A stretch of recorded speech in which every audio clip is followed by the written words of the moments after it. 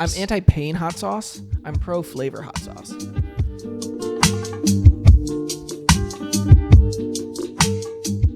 Perfect. I'm ready. All right. Throw some of this in your big mug. What'd you call me? This is my regular mug. Here, I got a couple more drops for you here. Look at that. So generous. Yep. Mm. Yeah. Mm. Hello, everybody. Hello. Welcome back to Equal Parts Coffee Podcast, episode 8? 8. Cool. That's cool. Today, we actually have some Madcap Coffee. Yeah. Our neighbors to the south and the west, slightly northwest as well. Yes. Surrounding us. Yeah, we got their Daydream blend. It's a African blend of washed Ethiopian coffee. Always a good time. Yeah. I feel like I don't often have blends from other places. Yeah. Just because I'm typically seeking out single origins. Yep. But it is interesting to... Yeah, I don't think I've interrupt my ever thought. had this blend before. Yeah, there's a kind of like apricot ness to it that is reminding me of some of the maybe I'm trying to remember what coffee. There's a specific, what was a coffee that we had within the last year, I think, that had an apricot note. Where was that from? I think the Musa Abdullah. No. Mm-mm. No. There's a new coffee that we have that has an apricot note. But Yeah, but there's an older one. The Burundi Jarama. Burundi, your mama? Yep. That's what I call it. There's a little bit like this is reminding me of that coffee a little bit. Okay. In just like a very subtle way, not fully. Well, it is African, so. Yeah, that makes sense. Yeah. Well, I do see it. Yeah. I taste that apricot. Yep. Coming down there. Coming down the pipe. Apricot on the buds. Did I just say apricot? African apricot. That's Classic the combo right Nick there for you. Making up words. I didn't mean to make it up. Yeah. Well, it's second nature to you now. Yeah. Well, let's talk about blends for a second. Blends. I guess, since we're having one. I feel like I just said, tend to favor single origins, so I don't often have blends from other places. Mm-hmm. And don't often favor to have blends like that we have at Mundo's or anything. Like, Yeah. I typically just want other coffees. Yeah. But I feel like there's a really good place for them, and maybe they deserve some more credit Oh, yeah. than what they get. Oh, yeah. What are your thoughts on that? Definitely. I mean, roasting coffee is obviously a lot of work, but your goal really is to highlight the single origin of that coffee. So the roaster's role in that is just to bring out the best in that coffee. It's not like, obviously different roasters will roast things differently. Bias does exist, but it's not really the roaster influencing the flavor. It's more so the soil or the producers who influence the flavor of the coffee. So I feel like blends are a very cool way where the roaster gets to, or whoever is doing the blends, gets to experiment and gets to mess around with combining different flavors and creating something unique rather than, and there's obviously a place for both, but you can have a little more creativity when it comes to that. Yeah. Yeah, I feel like something blends do is they can help introduce somebody to a new style of coffee in a more approachable way. Definitely. Because people are comfortable with blends. That's what a lot of coffee is. A lot of consumer coffee is a blend. Yeah. In some way. It's just cheaper to make blends. You know, you can tailor that flavor profile to kind of be what you want. There's not as much work involved. You don't need to have traceability to the farm. You can just kind of throw everything all together. Yep. A little easier to do it that way. Yeah. But something like this especially, it's not super common that I see really bright blends. Yeah. Bright, floral. Yep. Because typically somebody that's looking for maybe this style of coffee is looking for a single origin. Exactly. So it's cool to see that, though, because I think that can kind of be a gateway drug to single origin coffees. Exactly. And one nice thing about blends versus single origins is that you're able to somewhat aim for a specific flavor profile and replicate that year over year versus even with different coffees. Versus single origin is really just you have this harvest this one year, you taste it tastes great.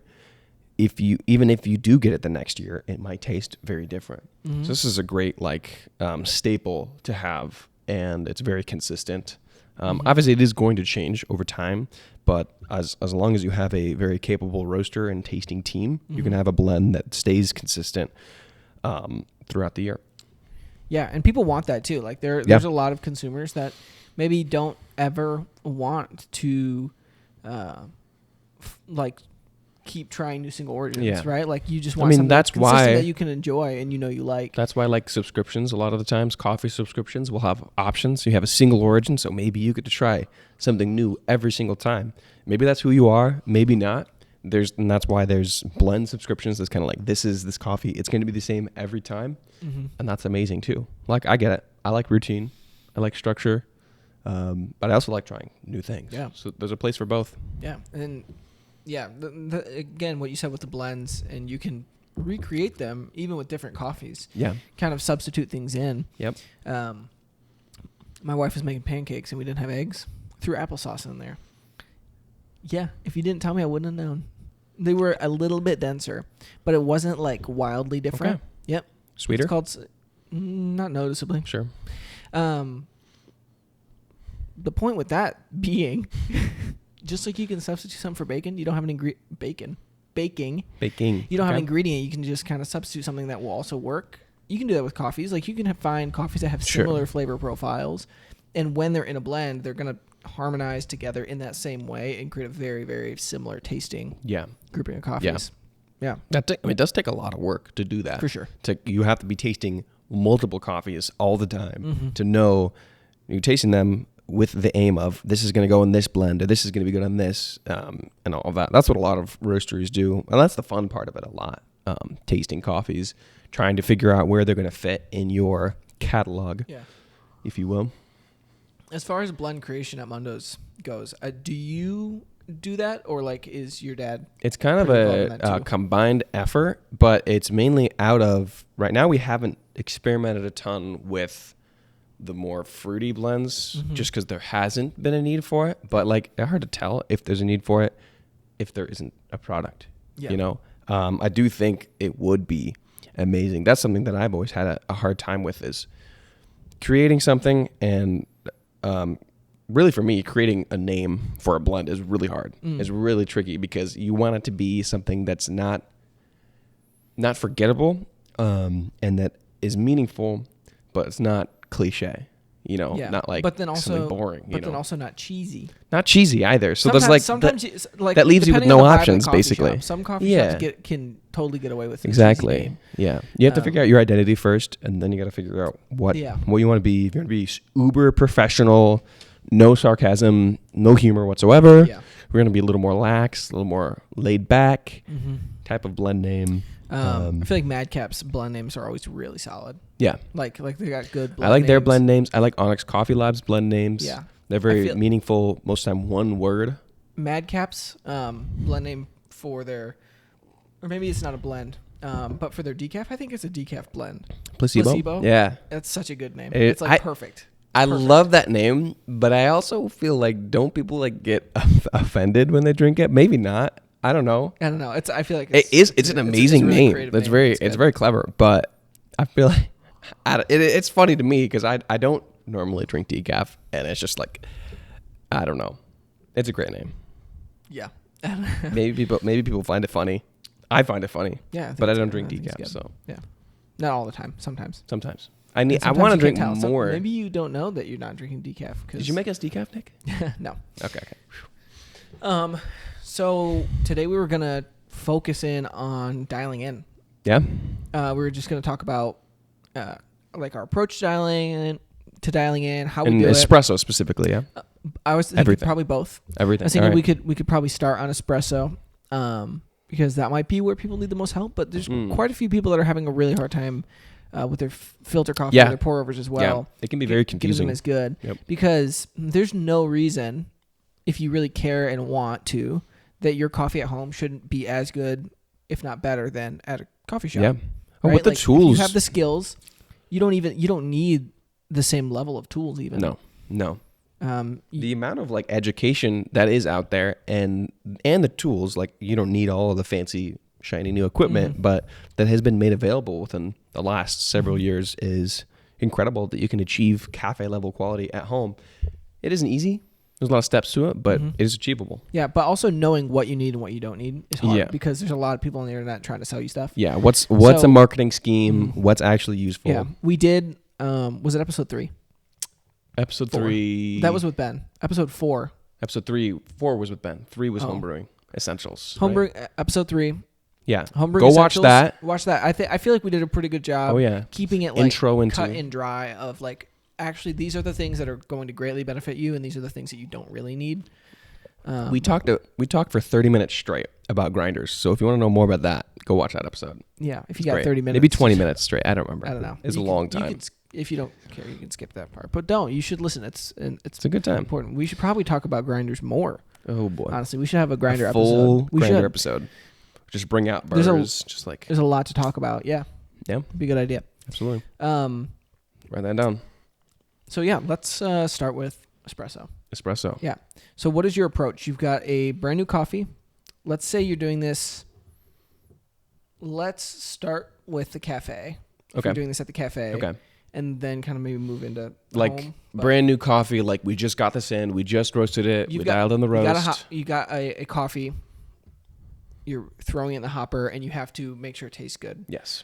First of all, I guess, why do you need to dial in Yeah. espresso? So That's a good question. espresso specifically is a very finicky thing, just because it is such a concentrated amount of coffee that any small change you make or anything that's slightly wrong with it will be magnified and you won't miss it, essentially. If you make a mistake when brewing a filter coffee, it's a little less noticeable. When it comes to espresso, those small changes make a large impact. It's so strong that a small amount of harshness on your palate is going to be Yeah. really noticeable. So you want it to be really Yeah, pleasant. you know, if your filter coffee tastes a little sour, it's like, okay, maybe I'll fix that next time. Espresso, you're gonna make a face if it's sour.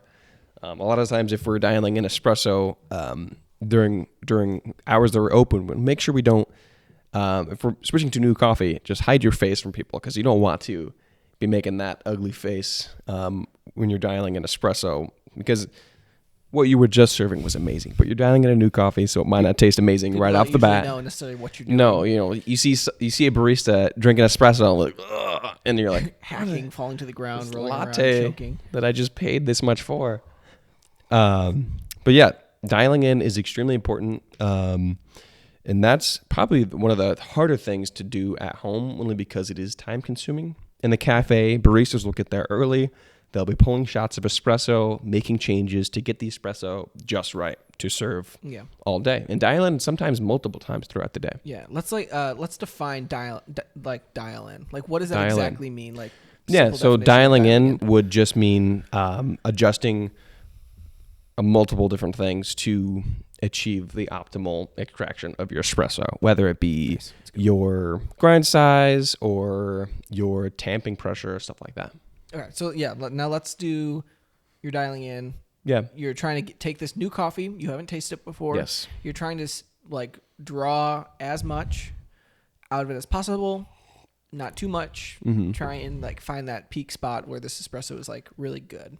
Yeah. How do you do that? Yeah. So first thing you want to do when you're dialing in a coffee is just whatever the grind size is set to, as long as it's not a new grinder and you're grinding really coarse or something like that. But if somebody who's already using it for espresso, if you're in or a it's dialed reasonable range, first thing you do is just pull a shot to see where you're at. So grind your coffee, pull your shot, and while your shot is pulling, be watching that too, because I like to use both. I used to use all my senses when it comes to dialing in because it can be really hard. It is very, very easy to get lost when you're dialing in because you start to taste things and you're like, this is sour and this is bitter at the same time. Very easy to get lost. So I like to stay grounded by using all of my senses. So one of those is sight. So you're watching how your espresso is pulling. Is it pulling fast? Is it dripping out really slow? Is it coming out of, if you have a naked portafilter, is it coming out very evenly, or is it coming out maybe on one side or the other? That means there's no spouts on the portafilter. A lot of home machines have spouts, but you can get ones without a spout. That's what a naked portafilter is. Yes. AKA bottomless portafilter. Neither are great names. Yeah. Plain, no. Open. I feel like open portafilter. I like naked. Would be. All right, yeah. Comfortable pause. But yeah, so that's one of my senses I use to stay grounded, is to see how it's pulling. So after I see it, I'll make a note of that, like a mental note in my mind. Okay, this shot is already pulling fast, so it seems like I already need to make an adjustment before even tasting it. And a lot of times when I am at work, I won't even taste the shot, because I know after dialing in for so many years that this shot is not going to taste great, and why would I waste my time with it? So, but you watch it, you see how it's pulling, and then once you take it, you'll smell it. A lot of times you can pick up different aromas than you can taste when smelling it. I like to swirl it around, get that crema mixing around, because espresso, kind of like milk, will separate very easily between the crema and the heart of the coffee. So I'll keep it all very swirled, very mixed together, and then just sip it. Try to aerate it on your tongue so you don't burn your tongue and that you can taste it fully. And then try to figure out what it tastes like. Is it sour? Is it bitter? Is it sweet? Is it lacking sweetness? It's helpful to compare it to a filter coffee, because you want to be able to dial it in to the best that this coffee is able to be produced at. So maybe it's a coffee that is super sweet, or maybe it's a coffee that is super smooth or earthy, whatever it is. The tasting notes on the back can help you. Tasting notes on the back can help you out. Before, but really what you want to do is find the sweet spot between sour and bitter. So you want to, if the coffee, you taste it, say it's pulling fast and it tastes sour. It's harsh on the front of your tongue. Yep. Thin, makes you pucker a little thin bit. Body. Doesn't have a lot of flavor, but what it does have is very sour, very tart. One thing I would do, it's pulling fast, tastes sour, find up the grind size. Very simple. Mm-hmm. And why are we finding that? The reason we're doing that is because if the shot is pulling too fast, that probably means that the particles in the portafilter are too large. Kind of like when you pour water through rocks, the water will come through very fast. If you pour it through sand, it'll come out a little slower, all depending on the particle size that the water can flow through. So if it's coming through too fast, your particle size is too large. So we're going to fine up the grind size. So what that's going to do is they're going to take those burrs in your grinder and reduce the distance between them so that your particles are going to be smaller. And then what that'll do is it'll take longer for the shot to pull through. It'll extract more from the coffee, so you won't get nearly as much sourness. You get more depth of flavor, and it'll taste a lot better.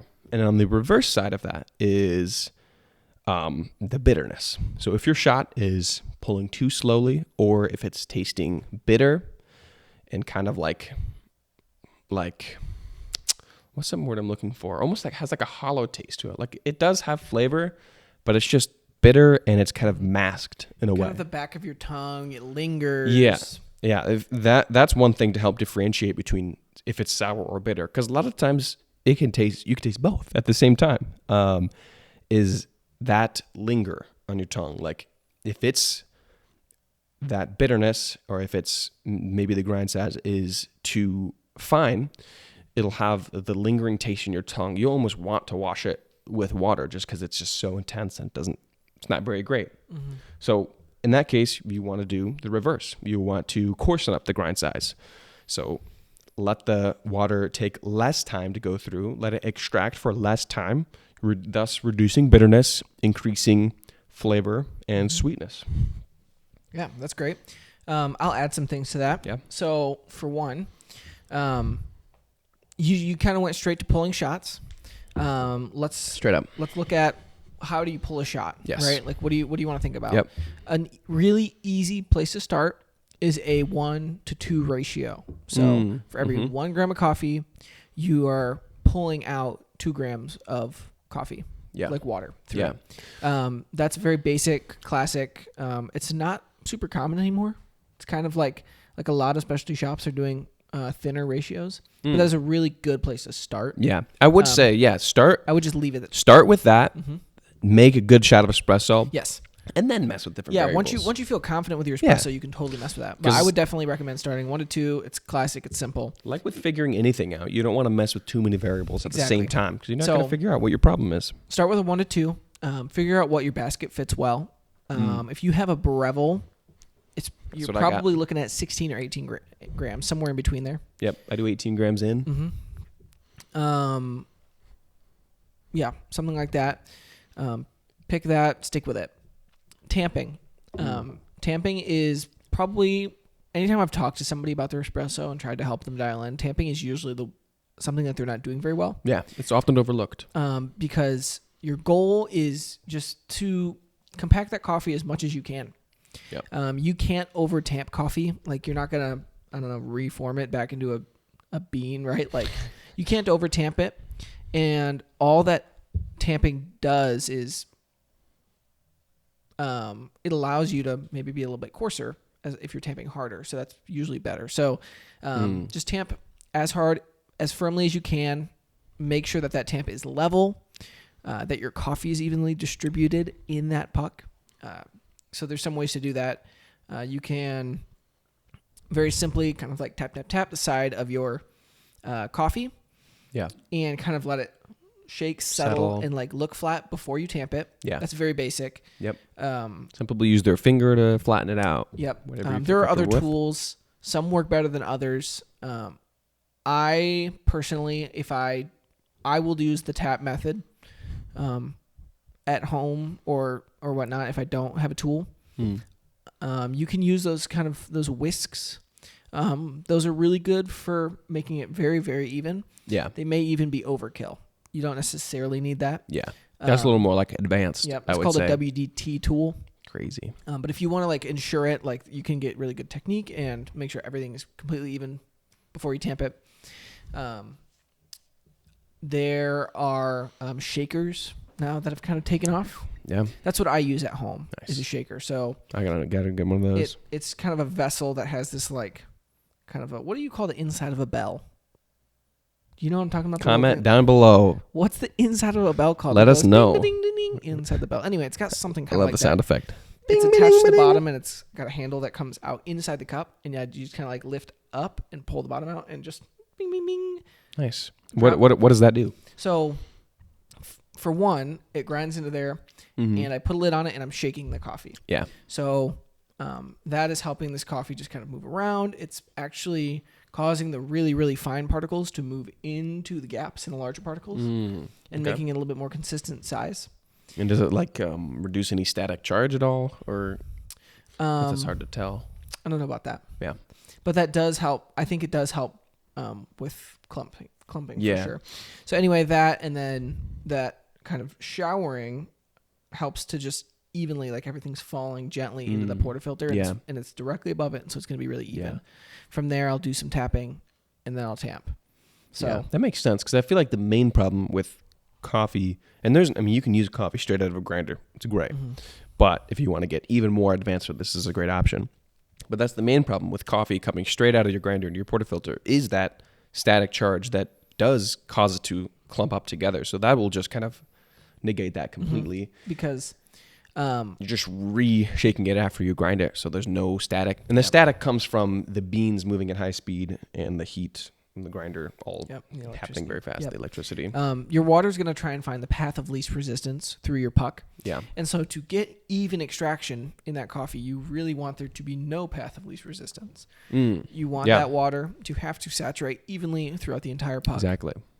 So just trying your best to make sure it's even eliminates that as a variable. You don't have to worry about it if you're really making sure that it's even. Make sure you're weighing. Use a scale. Scales aren't that expensive. They're Amazon. Really you can get a $20, $30 scale. Yeah, just as long as it can go to like 0.1 of a gram. Yeah, I have. We could probably link a scale below. We could probably link a couple that are like I have one that I'm using right now. Mm-hmm. It takes a couple AAA batteries and it's like $15 on Amazon. Yeah, it's they're great. really cheap, and you can get really nice ones for $150, $200 Yeah. too. Akaya makes the best scales in the market, but they are really expensive. There is a brand that's started to pick up. It's called Buku, Boko. I've seen them more and more, and I've heard really good things. What's the that's price probably point what on I would those? buy. It's $150, which is it worth it to which go? is a lot cheaper than Akaya. Well, aren't they like? I guess their Kai Pearls are 150, but the other Lunar, the espresso scales, those are like 200. Yeah, over 200. So it's a Yeah. bigger drop down in price. But anyway, so you can get cheap. A cheap scale works totally fine. Yeah. But if you're not wearing your coffee, you're never going to know. Coffees are totally different densities. Yeah. You cannot rely on the volume of coffee to really make sure your espresso tastes good.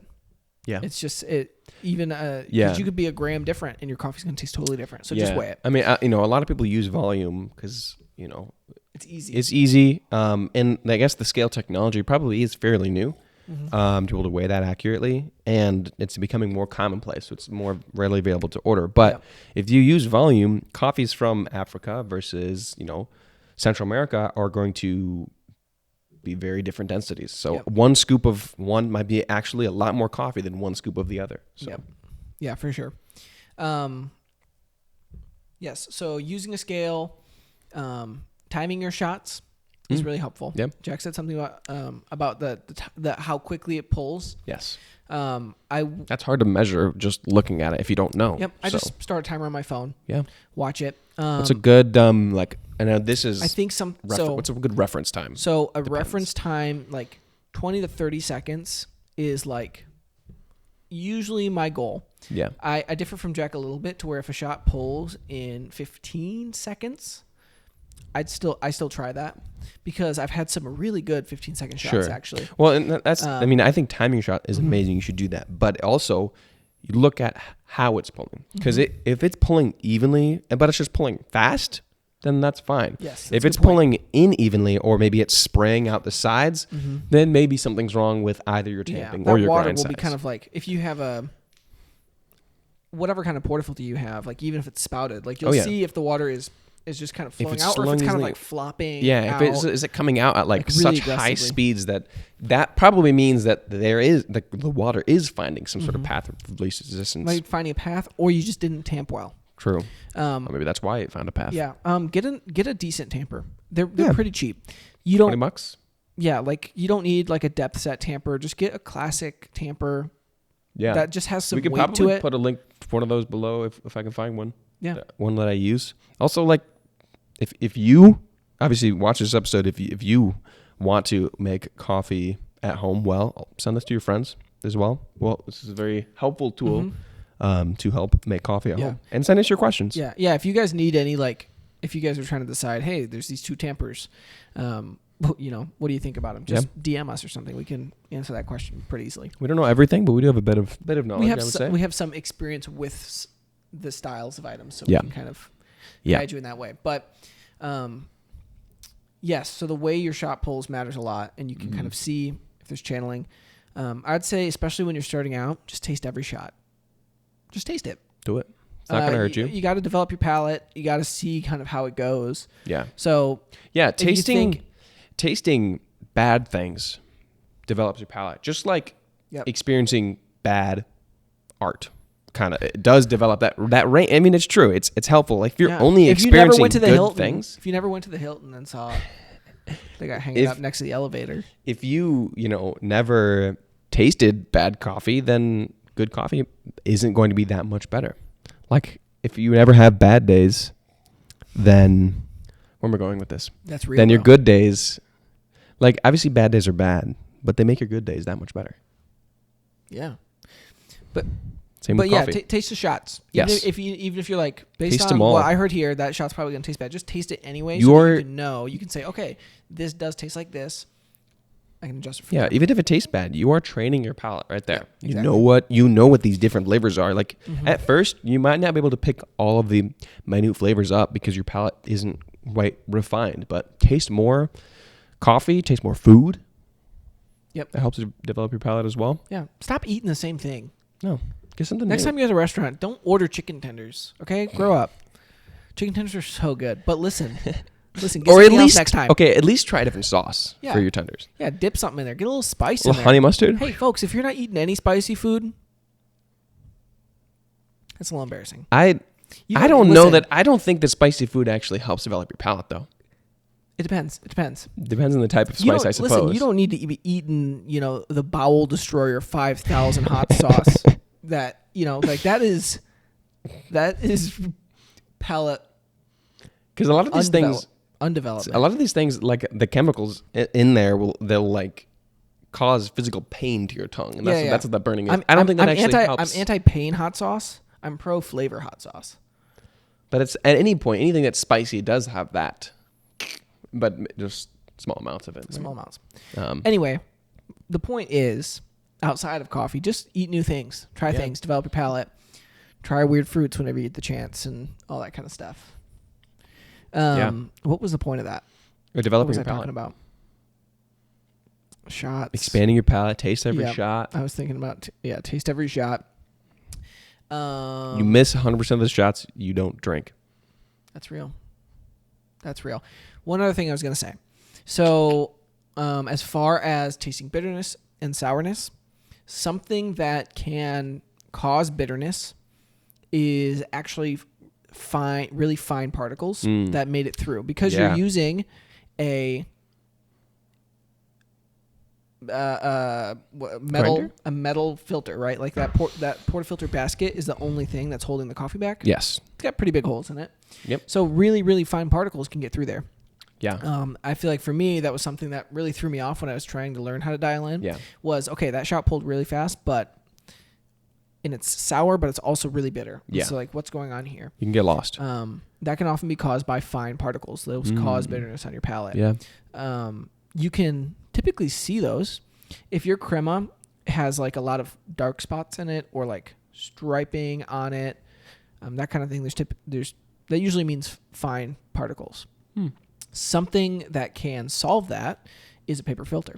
Yeah. I'm never going to stop talking about it. I love paper filters are great. That's why I use that at home. Yeah. I mean, another way they can solve it is get a much more Better expensive grinder that is a lot more consistent, but like that's not really attainable for most people. Yep. Yeah, exactly. Nor really, they're like huge. So like, I wouldn't put that in my kitchen. Yeah, exactly. Those are kind of your two options. They're great home grinders. They are great home grinders. But I have not cafe grade. I have unfortunately. $150 grinder at home. Yeah, for espresso, which is really, really cheap. It's really cheap for an espresso grinder. Yeah, most cafe grinders are at least $1,500. At least, I think the ones that the higher end have ones are like $3,000 each, right? No, those aren't. No, the ones I want to get are $3,000 each. Those are the ones they're the gravimetric grinders. So you don't even need a scale. Has a built-in scale. You put it in there. That's like the dream right there. Yeah, that is the dream. But I dream about that. Yeah, I know. I'm dreaming about it right now. All right, come back. Anyway, the point is, if you're noticing there's a lot of fines, you can upgrade your gear, or you can try to like mitigate that in some ways, right? Like a paper filter is one way to try and do that. Yeah. But that can throw you off. Don't let it throw you off. No. Like notice like, oh, there were fines in that. So that bitterness, I'm going to just kind of ignore that when I'm dialing in and kind of write that off and know what that is, if that makes sense. Yeah. Write stuff down too. Like it, might be helpful to like keep track of your shots and your progress to see how far you've come, different notes you pick up on coffee, how your palate is developing. Yep. I feel like some people find it really hard to dial in at home. And here's the advice that I would give, because most people are not trying to have the most amazing espresso there was actually an X in there, and I think it was just because of my throat. Like, when you like your tongue stutters? I just felt a little. Most people aren't trying. Stop looking at me. Most people aren't trying to have the most amazing espresso of their life at home. Yeah. Yeah. So the difficulty is, okay, I've got this coffee. Day to day, it changes. Yeah. And I just want to be able to just pull a good shot and have a drink. Yeah. And be done with it. I just want to take 5 minutes and make a coffee. All right. So I have a confession. Okay. I actually don't dial in my espresso at home. Only because I do it all the time at work. And when I come home, I don't want to go in and dial in again. Yep. But I don't typically just drink straight espresso because I know it's probably not going to be that good because I haven't dialed it in a while. but I will make cortados or lattes with it. And the setup I do have, I have dialed in before. I do it every once in a while, but not every single day. Obviously, it's going to taste better that way. That's just my confession. You probably should. Yes. But well, I will say that I don't often. I do dial in every time I make it, but I don't often pull more than one shot. yeah, So the way that I do that is I get a new coffee, and I'm not shooting for 100%. Sometimes I say, okay, I have this really, really excellent coffee. Yeah. And I really just want to spend the time, and I want to see what this coffee has to offer and get the most amazing shot of it I can. Yeah. That's going to take a lot of waste, all of that kind of stuff. yeah, So I don't go for that. I just go for 80%. It's like this shot's going to be really good at an 80%. And so I'm just going to shoot for 80%. And because my other variables, right, like my paper filter, because the shaking and the really even distribution and good tamping, all of that is like locked in, I don't have to worry about that. And it really helps elevate the shot, even if the shot took less effort to dial in than it would have at a cafe. yeah. So what I do is I will, somewhere near the same grind size, I'll pull a shot and I'll just taste it. And either I'll say, that's good enough, or I'm not going to enjoy drinking this. I'm going to guess on an adjustment, pull one more shot and call it good. Yeah. That's usually Yeah. what I do. If you're like hosting, if you have some people over and you're making a couple drinks, Yeah. dial in as you're making drinks. The people that got lattes, give them the first couple shots, and the people that got smaller drinks, give them the last couple shots. And you can make those changes as you're doing it. Or just like give it to the take people. a little spoon and take another shot. Just like give it to the people you like less first, and then give it to the people you like more. Given. That was a given. Oh, okay, sure. And those are the latte people. Dang. That's not true. That is not true. Dang. I didn't mean that. Did you watch last episode? No, I didn't crazy. mean that. Stop. Stop it. Stop. Hating on Stop everybody. it. All right, Stop. I'm done. There was something I was thinking of. Oh, this is really important. Yes. If you have like a coffee grinder with a hopper on it, Boom. that is You were going winning to, in life. No, what? Go ahead. Sorry. almost every coffee grinder has a hopper. You are going to have you're going to have to approach dialing in a little bit differently if you have that hopper full of coffee, because you will have grounds that are staying in that grinder in between shots, and you are going to need to purge that. So if you pull a shot and you say, okay, tastes all right, I need to fine it up a little bit. Yes. You're going to need to make that adjustment, grind coffee, throw that away, and grind again. Well, that's the case either way, right? No. Even if you do, you're not going to get everything out. I do. Well, the only reason it stays in there is because the grounds stay in the chamber, right? Well, what I'm saying know is, it's more so with if the- you have it loaded in your hopper, you have to do that. You're going to have to purge because it will mess up your dial-in. It's going to, Yeah. You're going to have a mixture of that previous Exactly. grind and the new one, and it's going to totally throw you off. You'll be super confused. You'll be like, I just changed it. Yeah. Say it's pulling really fast. Say it pulled in like 15 seconds. Yeah. Okay. And you're like, okay, that needs to be coarser so it's slower. You adjust it. You don't finer? purge it. Sorry. It needs to be finer so it's slower. Yes. You don't purge it, and then it pulls in 16 seconds. And you're like, what the heck? Then you change it a bunch, and then it pulls in a minute and a half. Yeah, Because then you're going to be lost. Secretly, you had a mix there, and really, the adjustment you made was good, but you didn't purge it, so you had a mixture of those old grounds. Yep. So that's a problem. You're going to get lost, and you're never going to find your way out. I always single dose. I weigh it out, Yes. and I grind one dose of coffee. What that does Do you get is everything out with that? I do. Because one, I'm not afraid to hit my grinders. I punch the crap out of those things, if I need to. Love your grinders well, but you can hit them in a way. You can hit That's lovely. Yeah. Wow. That's Yeah. But like, no. That's just grinders. That is where grinders. that stops. Yeah. Okay. Grinders exclusively. And it's from a place of love. Yes. You know. But it depends on it depends on your grinder. But you can give it a tap. Yeah. You know, A knowing your gentle limits is nudge. always the best bet. But like my Baratza some, like, Encore words of ESP, encouragement I as hit well. that thing really hard. Also, what I do is I use a little bit of water. I have a little spray bottle, and I do a light mist on all my coffee. Yep. Shake it up, and what that does is it helps mitigate the static electricity. Yeah.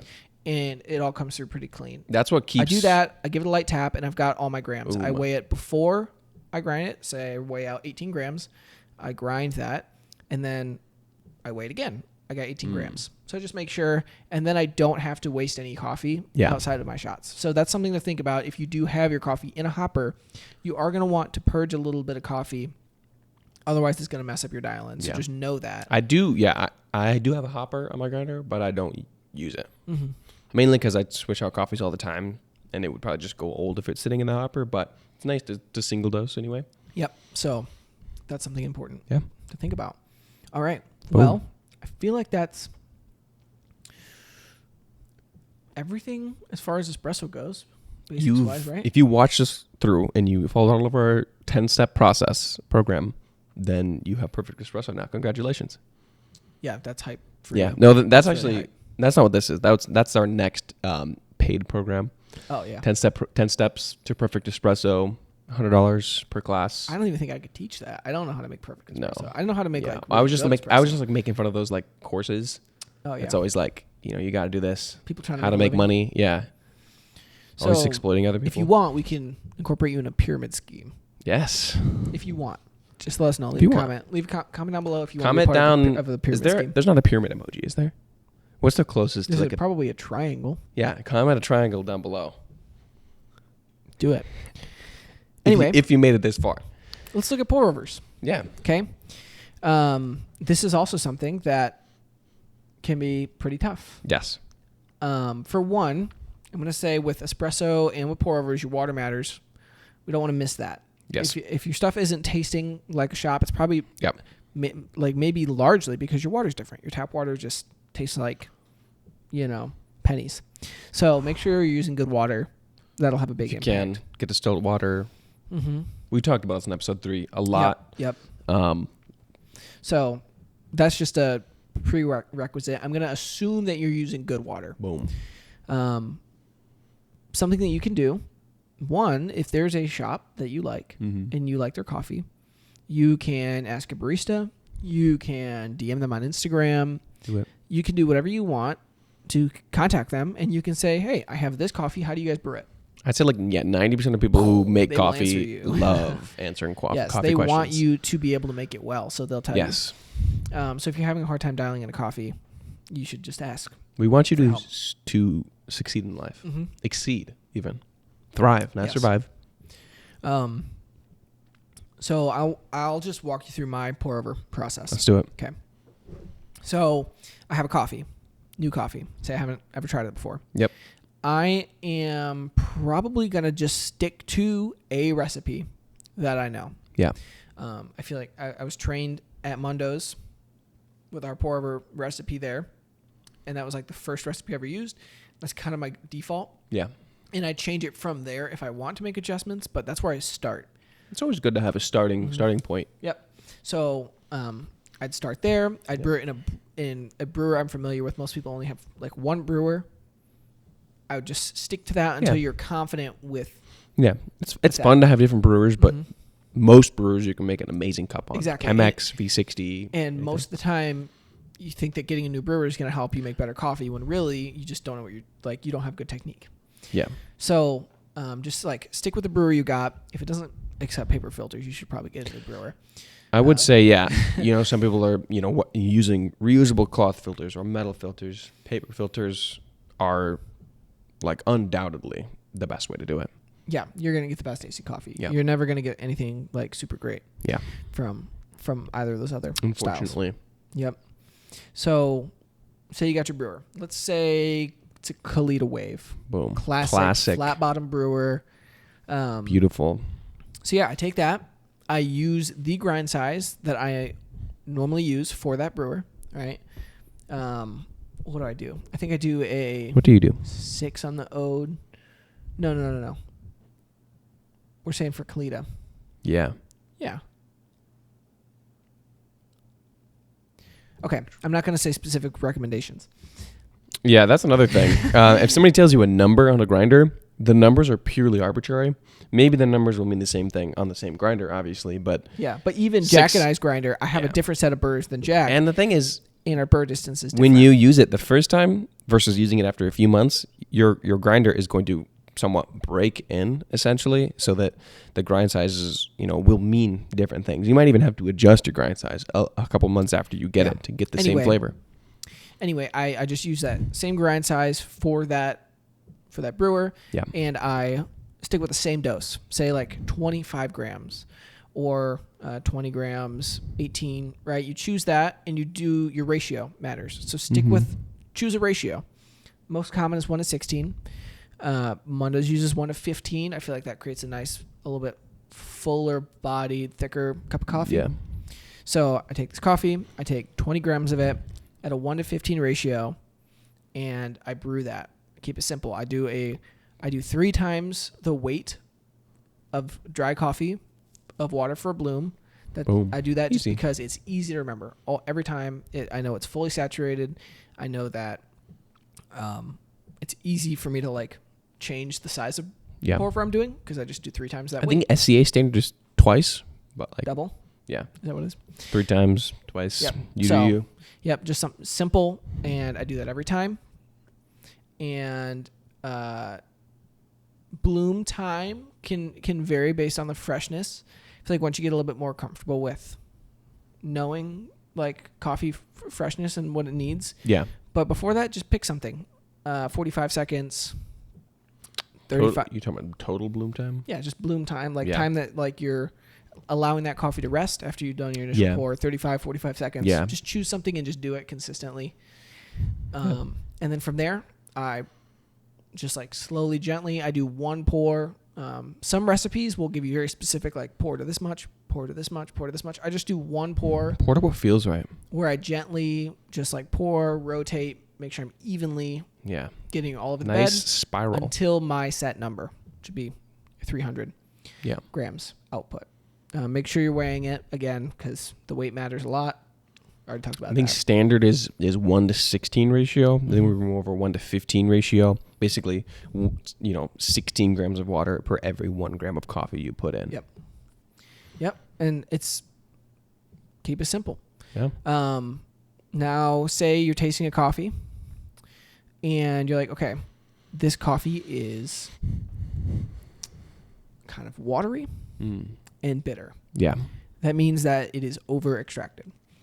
That means that it has the water and the coffee spent too much time together. Hanging out too long. Mm-hmm. Or there was too much agitation, right? Maybe you were pouring really, really aggressively. Chill out. Right? Because you're just using a regular kettle, right? You're going to like slosh that around. You're really going to agitate it. So it could be that, but typically it's just too much time. Yep. So it brewed too slowly. So try coursing it up. Yep. Just like espresso. Coarsen it up and try that. Boom. If it's really like sour and it is really strong flavor but sour, that's under extracted. Yep. So try finding it up. It's pretty simple. It's like espresso. It can be a little bit harder to diagnose with a filter coffee, I think, because the flavors are not as clear, like they're more stretched out. Yeah. So, but just knowing how to do that, super helpful. Yeah, definitely. There's a ton of techniques out there. There's a ton of different brewers. There's a ton of different do you pour clockwise or counterclockwise? Yeah, there's so much technical stuff out there. Yeah. So just pick something, find something that you like, find something that you can remember easily, and just stick with it. Do it for every coffee. Yeah. And if you do want to change something, just change one thing that you're doing. And have fun. Yeah. But, do you have anything to add to that?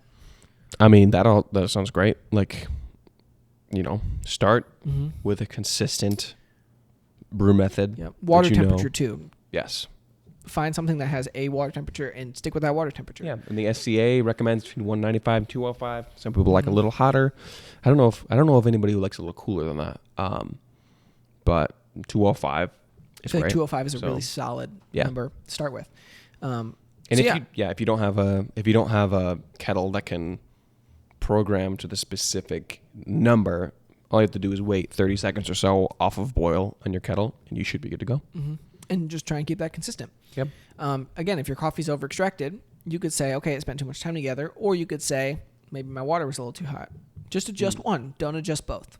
Just do one next time. Yeah, one at a time. Something that is tough with, I feel like espresso is a little easier because you make a shot. If it tastes bad, you're not going to drink it. If it's like awful, you'll adjust it. With a pour over, if it doesn't taste great, you'll still probably drink it. Yeah. Because it's less harsh. Yeah. So just write something down. Just write down what you did. Say, this grind size, this water temp, this was the time that it took to drain, and like write all that down, and just one or two words. Just say bitter, or say needs more acidity. Right? Just like something simple like that. And so next time, maybe it's in a week, maybe it's only in a couple of days that you're going to brew that coffee. See your previous notes and say, okay, I'm going to just adjust this one variable. I'm going to make it a little bit coarser, or that kind of thing. Yeah. But yeah, remind yourself. Don't forget. I feel like a lot of people, it just takes a little bit of effort to write something down, to remember how you did things, and it's going to make a big difference in your ability to actually And like, I know learn. we said this last episode, but take time to enjoy your coffee. And when you do make a good cup, sit down, enjoy it. Maybe even like write down a couple of notes that you taste. That will also, really help to develop your palate. I know a lot of the times I'll be drinking coffee, and it's just, I have a bad habit of just kind of not really thinking, maybe focusing on my work or whatever I'm doing and just drinking my coffee. And then it's just like gone, and it still tastes good, but like, enjoy your coffee. Just take a second, take it easy, sip, enjoy your life. Yeah. Bada bing, bada boom. Bada bing, bada Just like boom. that. Yeah. And those filter things also apply to, in some ways, to full immersion, like an AeroPress or a French press. Mm-hmm. Your biggest variables there are going to, again, be the time that they spend together, which is not controlled by grind size. Temperature, but your grind size does matter there too. Yes. Maybe you want to go a little coarser. Don't go too coarse. Don't go crazy. Just opt for less time than for coarser for those kinds of things. I feel like traditionally they tell you to go coarser. Regular brew size typically I works feel like well. it's even like it's nice to keep the same grind size, because then you could just use the same grinder for both and not have to worry about using the wrong grind size. When I started experimenting with other brewers, because for the longest time I've used just like a flat bottom Kalita, then I got an Ode, and then I got a V60, and then I have an Oria brewer, and that has 4 different interchangeable bases. Really just collecting these like couple infinity filter stones styles. now. Yeah, I know. And I don't use all of them very often. Just every once in a while. Maybe for a specific coffee, it's fun. I'll say, I'm going to use this kind of brewer for this kind of coffee. Yeah. And I'm going to do this kind of bloom, and I'm going to balance my water to be this way.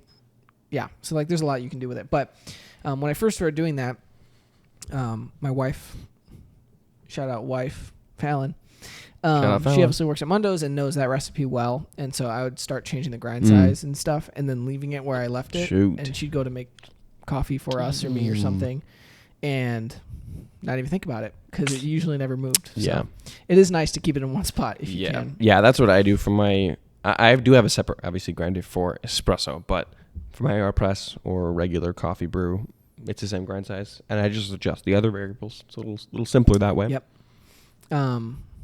But yes, and this also applies to a batch brewer. So if you just got like a coffee pot you're using, something like that, if it's halfway decent, really the only thing that you can and should change on that is your ratio. Make sure your ratio is good. Yeah. 1 to 15, 1 to 16, around there, and then your grind size. So keep that consistent, and you can make really good coffee in a coffee pot. Yeah. Simple enough. Yeah, it doesn't have to be complicated. I mean, it can be complicated if that's what you like, but it also can be simple, and it's a lot of fun to learn. Yep. I feel like you kind of have to wade into the waters of the complicatedness. Yeah. in order to get a feel for the water temp. You know what I'm saying? Real. And then you can get out and then you kind of know if that makes sense. Like, Yeah. You You can choose how deep you want to go. Yeah, you can choose how deep you want to go. But even if you just wade in a little bit, if you just buy a scale, if you pay attention to your ratios and your grind size, then you can make really good coffee. Yeah. If you have a mill grinder that's like a blender, you're not going to have any control over your grind size. Yeah. You're just not. Never. No chance. Unless you like have some sort of like telekinetic powers where you're able to move around the coffee particles and make sure that they're all evenly chopped. Like, I mean, if you're rigging out a cutting board or something and you're like chopping up your coffee, that would be something else. There's no way that you're going to actually be able to have any sort of consistency in your grind size. Yeah. So ditch those. Don't buy them. Like, let's move away from that. You've got a blender. Leave the blenders for the smoothies. Yeah. Get a grinder for your coffee. Let blenders blend and grinders grind. Yeah. They're what they're good at. Yeah, that's real. That's real. So I think that's just, I mean, do you have anything to add to that? That was perfect. That's perfect. I think that should cover kind of everything you need to know. If you have any questions, Yeah. Leave a comment. Hit us up. Smash that like button. Hit subscribe. Do all that stuff. What do you guys want to see us talk about next? Let us know. Yep. Do you have any Seriously. ideas? Just like, if there's any like weird ways you want us to drink coffee, let us know. We can't guarantee we will do it. We've had some weird requests. I'll just leave it at that. Shout out Cam. You're free.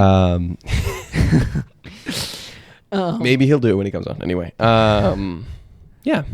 Let us know. Yeah. We'll And I know there are people out there, some of you that are hearing us say this right now, and Yeah. you're not going to do it. No. Come Do on, it. guys. Come on, just tell us. Just tell us what you want. In the words of Mr. Nike himself, just do it. Mr. Nike. Shout out Mr. Nike. Nike actually was a goddess, Jack, of victory. Nikes are shoes. Well, it's actually where my name comes from. Nike. I'm going to call you Nike now. Nike. Nik Leos, Greek, from Nike. Nik. I don't know Meaning that. You learn something victory. new every day. Leos, people. Yep. You're victory people? What? Yep. That's what the name means. Ah. Interesting. Yep. So, just do it. There you go. I can't later. remember what my name means. It means something. I knew don't what know. it was. Isn't Aiden My a middle name? different? Yes. Just found that out I just secret. Spilled the doxed you. beans. Isn't Aiden a different version of Adam? I feel like I heard that somewhere. Could be. It's it's a different language adaptation No of idea. the name Adam, and they mean the same thing, but maybe not. If you guys can correctly spell my middle name, just comment down below. I bet you can. Aiden, right? Don't say it. People are going to know. That's not how it is. Anyway. Aiden. No, don't guess it. I want people to guess it. Okay, you fine. Can't guess it. Yeah, sorry. I guess do what you Jack's want. name below. It could be any of those things. You He could have been win lying to me. nothing but my respect. You'll win a like. Well, it'll be liked by the author. I like every comment. Not this video. We're not liking every comment in this video. No. Maybe we will. Yeah. Thanks, guys. Thanks a lot. Thanks for listening. Hopefully That was episode 8. Yeah, hopefully you guys got some valuable stuff from that Wisdom, and are able to life make, advice. make better coffee at home. Yeah. Yeah. Take See it ya. easy, guys. Adios. Cheers.